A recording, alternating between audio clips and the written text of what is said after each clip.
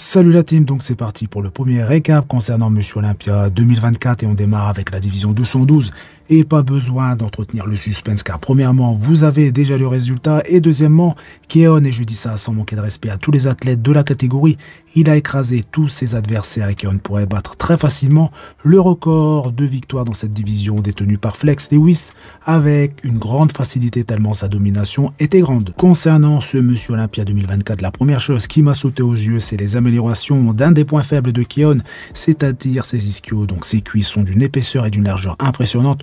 Vous pouvez voir également les séparations vraiment profondes et très prononcées, c'est vraiment d'un très haut niveau.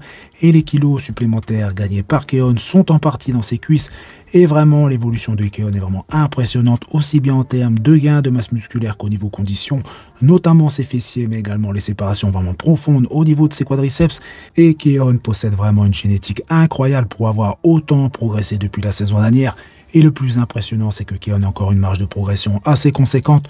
Une chose également très importante, surtout pour Keon, donc sa ligne, eh bien, elle est encore davantage mise en avant grâce à son gain de masse musculaire, car sa ligne est encore justement plus impressionnante. Elle est restée intacte et sa taille paraît encore plus fine.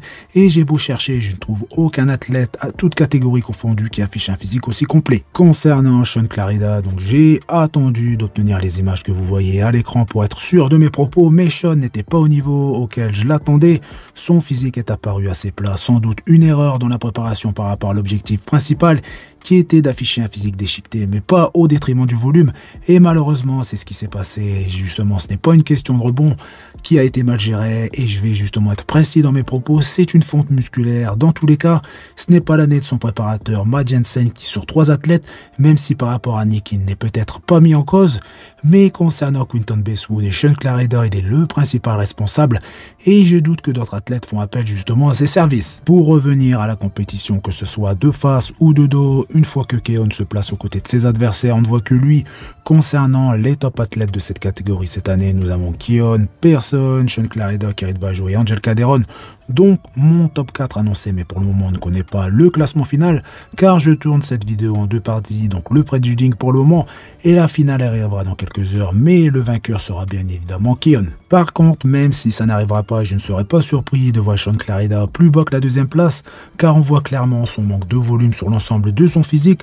Angel Calderon lui mériterait de finir à la 2e place car même si je préfère Kerit Bajo car il affiche une ligne plus esthétique, surtout sur les postes de face, il lui manque encore une condition plus poussée de façon générale, notamment fessiers et ischio. Bien évidemment, Angel Calderon affiche également quelques soucis, pas en termes de conditions, mais vous pouvez voir par exemple qu'il a des problèmes pour gérer son abdomen. Donc voici le classement final. Donc à la 4e place, Kerit Bajo. Ensuite, à la 3e place, Angel Calderon suivi de Sean Clarida et sans surprise, Monsieur Olympia 2024, Keon Pearson pour la 2e fois consécutive, sans être à son plein potentiel. Donc je n'imagine même pas le physique que Keon va présenter à Monsieur Olympia 2025. Sean, lui, était loin de son meilleur niveau avec un physique beaucoup moins impressionnant par rapport à ce que j'ai expliqué il y a quelques minutes. Donc son physique était également moins équilibré avec une cuisse plus petite que l'autre, un physique plat, tout l'inverse de Keon. Mais attention, Keon a également des défauts, comme sur cette photo où il a du mal à contrôler son abdomen sur certaines poses, mais également sur certaines transitions. Donc Keon a remporté ce titre assez facilement, sans débat, de façon incontestable. Et pour finir, selon les dernières informations, Keon a encore quelques kilos à prendre avant de passer chez les Men's Open, donc il est fort probable qu'il remporte quelques titres avant de switcher de catégorie. Donc pour finir cette vidéo, j'ai récupéré les posings libres en haute définition du top 4, donc Keon Pearson, Sean Clarida, Angel Calderon et Kerit Bajo, et je vous laisse justement sur ces images et je vous dis à dans quelques minutes pour ma vidéo sur le prejudging des Men's Open.